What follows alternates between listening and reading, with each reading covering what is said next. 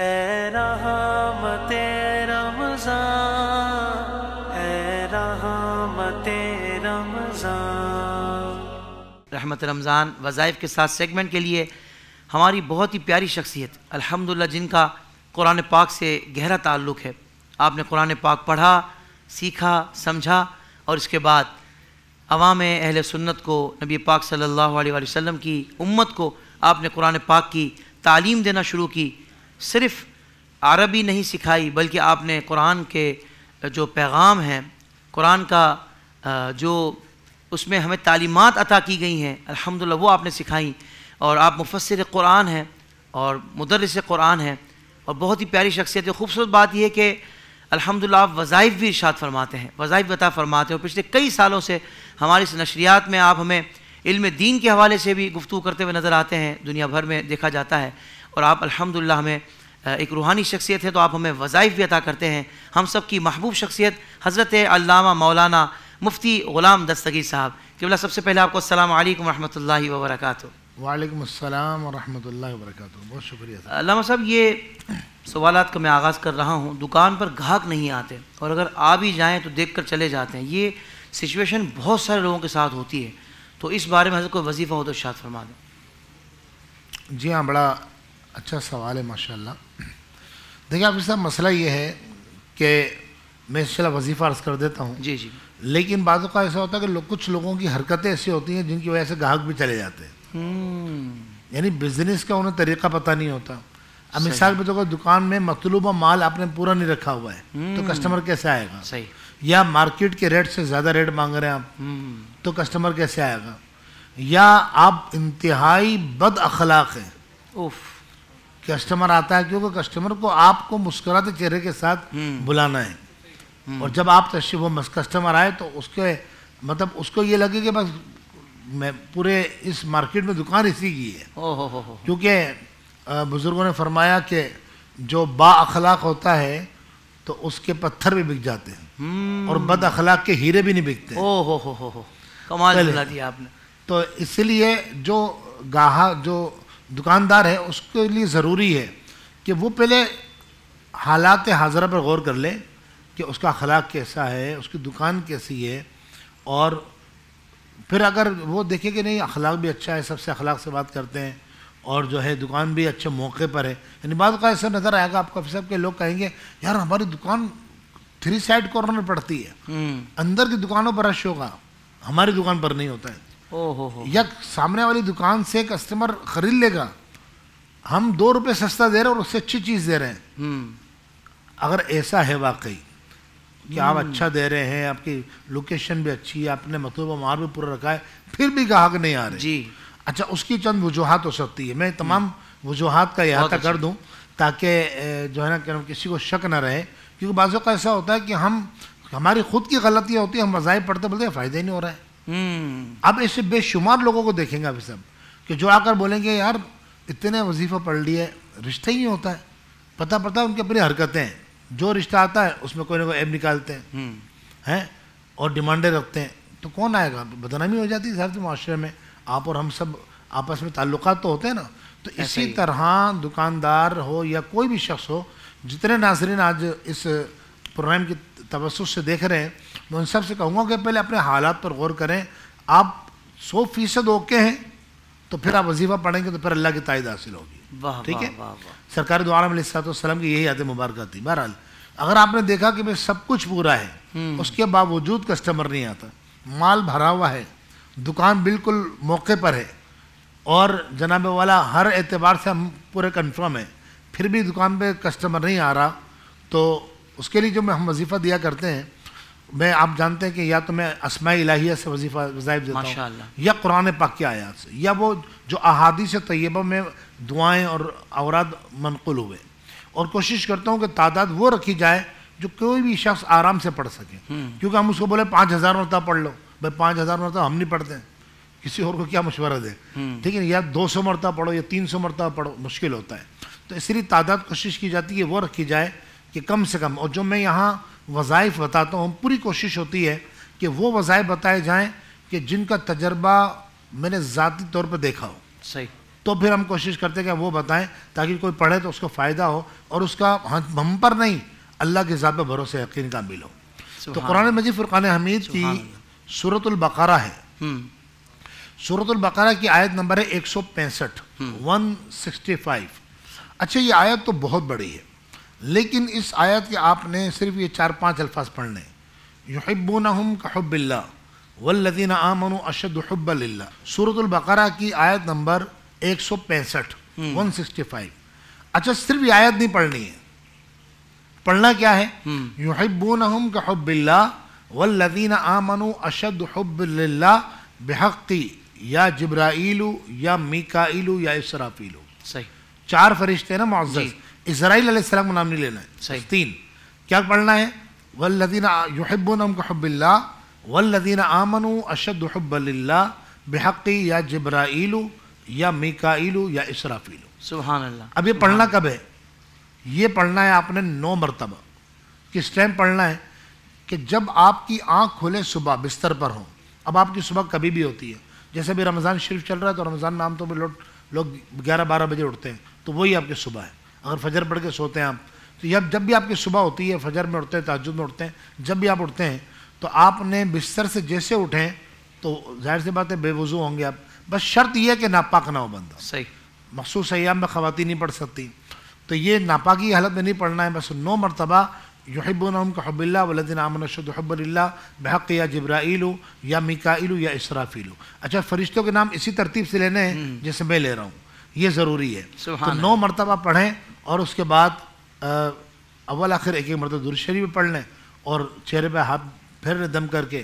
حضرت اللہ نے چاہا نا, جو ہمیں لوگوں نے بتایا کہ 1 ہفتہ نہیں گزرا پوری مارکیٹ کے اندر جو دکان سناٹے میں ڈوبی ہوئی رہتی تھی آج امتیازی حیثیت حاصل ہو جائے گی اس کو انشاءاللہ. کیا بات ہے مفتی صاحب, کیا بات ہے. سبحان اللہ. یہ جو آپ کا ایک تیقن ہے نا, یہ جو آپ کا کانفیڈنس ہے وظیفے کے اوپر, وہ بھی قرآنی وظیفے کے اوپر, میں چاہتا ہوں پڑھنے والا بھی اسی اعتماد کے ساتھ اور اسی یقین کے ساتھ جب پڑھے گا نا انشاءاللہ تو پھر وہ بھی اسی طرح بتا رہا ہوگا کہ واقعتاً سبحان اللہ. قبلہ مفتی صاحب یہ ارشاد فرمائیے گا کہ تلی بڑھ گئی ہے یا سکڑ گئی ہے تو ایسی صورت میں ظاہر بات ہے بہت بڑی پریشانی, بہت زیادہ بڑی پریشانی ہوتی ہے, تو کوئی ایسا وظیفہ ارشاد فرماتے ہیں کہ اس مرض سے نجات عطا ہو جائے. دیکھیں مرض کے حوالے سے صاحب یہ مطلب یہ اتنا تکلیف دہ مرحلہ ہوتا ہے جب تلی سکڑ جاتی ہے, کیونکہ تلی خون ہے نا, خون کا لوتھڑا ہے جی, اور یہ خون بناتی ہے اور خون کا جسم میں بڑا اہم کردار ہے تلی کا. تلی سوج جاتی بعض اوقات, سوجن آ جاتی ہے, یا تلی بڑھ جاتی ہے تو پڑ جاتی تو پیٹ پھولنا شروع ہو جاتا ہے اور پتہ نہیں طرح طرح کی بیماری لگنی شروع ہو جاتی ہے. یعنی کہ کروڑوں روپے ہوں آپ کے پاس حضرت, کروڑوں روپے, اور تلی بڑھ جائے اللہ نہ کرے, وہ کروڑوں روپے سائڈ میں پڑے رہ جاتے ہیں. پھر جو انسان اس وقت ٹیسٹوں میں پھنستا ہے اور تب اللمان والحفیظ, میں نے لوگوں کو خون کے آنسو روتے ہوئے دیکھا ہے. تو سب سے پہلی بات یہ ہے کہ آپ وظیفے کا ہرگز یہ منع نہیں ہوتا ہے کہ آپ علاج نہیں کروائیں. ہمارے ہاں ایک مصیبت یہ ہے قبلہ, ہمارے ہاں مصیبت ہے یہ کہ لوگ ٹیسٹ نہیں کروائیں گے.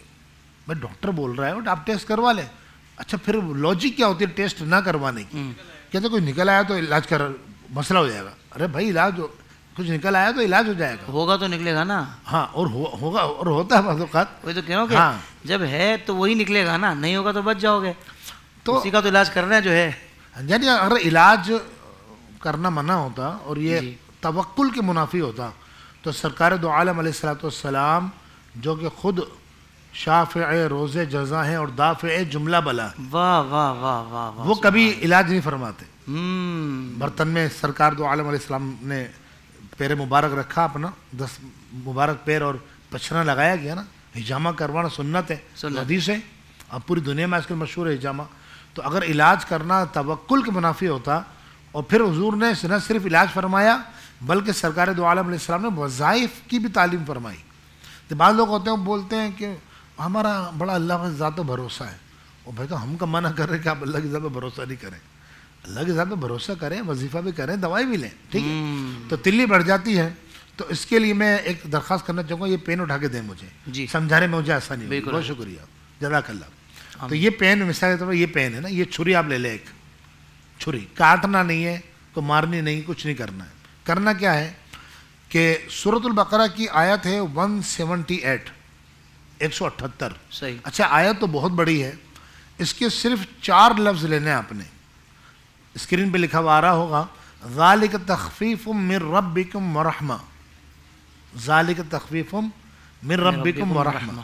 یہ الفاظ آپ نے سورۃ البقرہ کی آیت نمبر 178 کے پڑھنے 111 مرتبہ. صحیح. میں نے پڑھ کے دیکھے ہیں, کیونکہ میں کوشش کرتا ہوں کہ جو بھی وظیفہ ہوتا ہوں پہلے خود پڑھ کے دیکھوں کتنا ٹائم لگتا ہے, تو زیادہ ٹائم نہ لگے. تو وظیفہ پڑھ کے میں نے دیکھا ہے تو مجھے پڑھنے میں بمشکل 111 مرتبہ پڑھنے میں مجھے 6 منٹ لگے تھے, 5 یا 6 منٹ. چلے آپ 8 منٹ پکڑ لیں, ٹھیک ہے.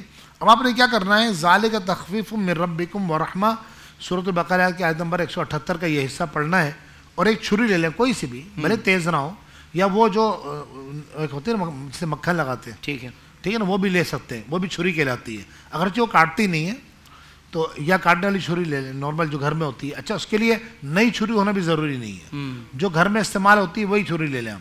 اور پھر یہ پڑھنے کے بعد آپ نے چھری پر دم کرنا ہے.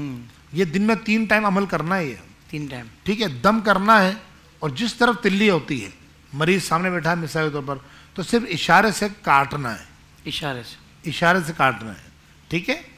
پھر رکھ دینا چھری. اس کے بعد دوسرا ٹائم, پھر تیسرا ٹائم. قبلہ 3 دن نہیں گزریں گے, ورم ہوگا تو چلی پر سے ورم اترنا شروع ہو جائے گا, تلی بڑھ گئی ہوگی تو چھوٹی ہونا شروع ہو جائے گی, سکڑ گئی ہوگی تو صحت مند ہونا شروع ہو جائے گی. واہ واہ واہ, سبحان اللہ, میری چھری واپسی کر دیا. جزاک اللہ. کیا کہنے ہیں بھائی, ماشاءاللہ مفتی صاحب سلامت رہیے. حضرت زبان کی لکنت دور کرنے کے لیے کوئی وظیفہ و ارشاد فرمائیں, کیونکہ یہ بھی جب مسئلہ ہوتا ہے کسی کے ساتھ تو بڑی آگے عمر تک یہ مسئلہ رہتا ہے, تو ظاہر بات ہے کہ اللہ کے کلام میں شفا موجود ہے. آپ ارشاد فرما دیجیے.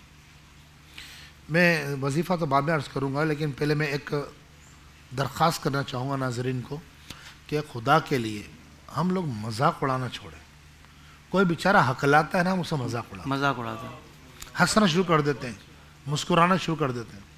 اللہ فرماتا ہے یا ایھا الذین آمنوا لا یسخر قوم من قوم, اے ایمان والو تو ایک دوسرے کو مذاق میں نہیں اڑاؤ. تمسخر اڑانے والوں کو تو حدیث پاک میں فرمایا گیا کہ جو کسی عیب کی وجہ سے یا کسی کمی کی وجہ سے کسی بھی وجہ سے کسی کا مذاق اڑایا تھا, تو اب اس کو سزا کیا ملے گی قیامت کے دن.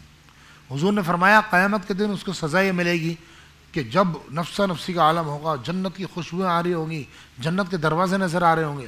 حضور جان عالم فرماتے ہیں اسے جنت کے دروازے کھولا جائے گا اس کے لیے, اس مذاق اڑانے والے کے لیے. اس کو جنت کی نعمتیں نظر آنے لگے گی, جنت کے محلات نظر آنے لگے. اس سے کہا جائے گا آؤ آؤ ادھر آؤ. جیسے وہ بھاگتا وہ دوڑتا ہوا, اب بھوک اور پیاس اس پہ مسلط ہے, جیسے وہ قریب پہنچے گا دروازہ بند کر دیا جائے گا. اللہ اللہ اللہ اللہ. پھر دوسرے دروازہ کھولا جائے گا جنت کا. اچھا یہ جو ڈسٹینس ہوگا نا, یہ حضرت یہ کوئی اس طرح کا یہ فرلانگ 2 فرلانگ کا نہیں ہوگا, یہ میلوں کا فاصلہ ہوگا. پھر وہ اس کو بلایا جائے گا آؤ ادھر آؤ. پھر وہ جنت میں داخلے کے لیے دوسرے دروازے پہ جائے گا, جیسے قریب پہنچے گا دروازہ بند کر دیا جائے گا.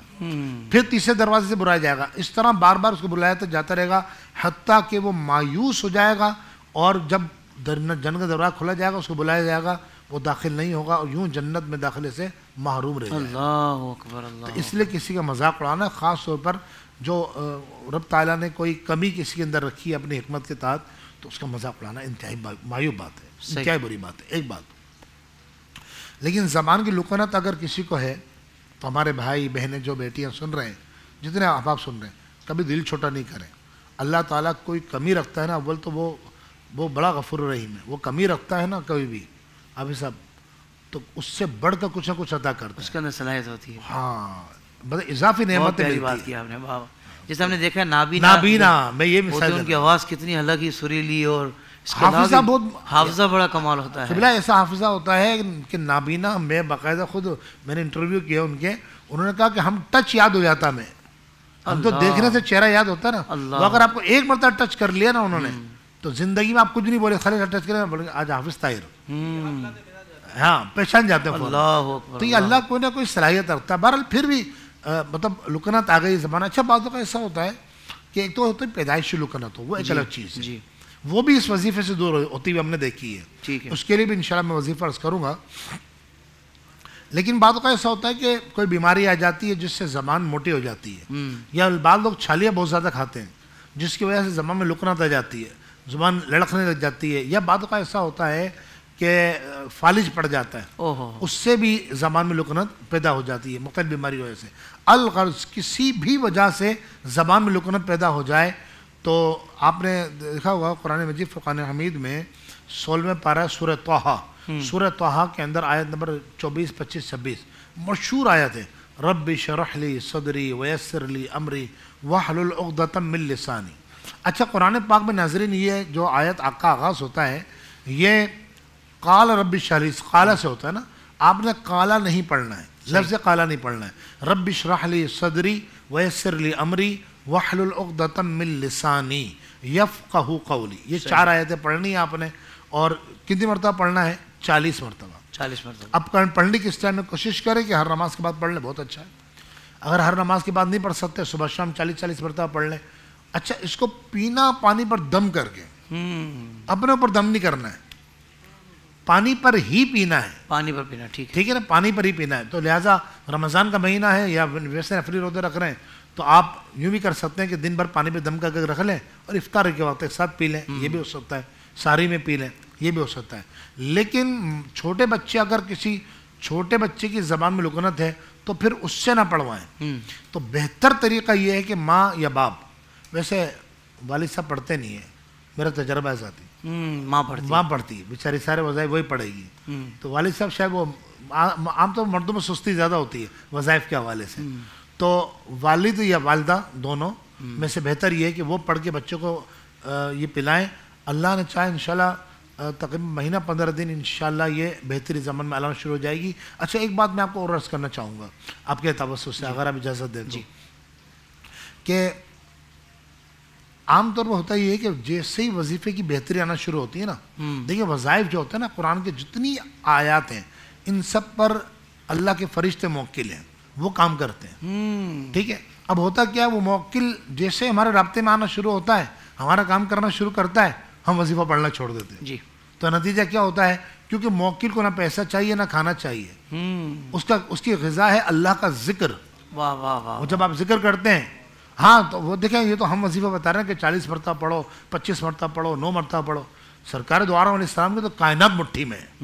حضور اپنی امت کو جب دیتے ہیں تو موکلوں کو تابع کر دیتے ہیں، کہتے ہیں بس کھانے سے پہلے کوئی ضرورت نہیں ہے، ایک تسبیح پڑھو، ایک مرتبہ بسم اللہ پڑھ لو بس۔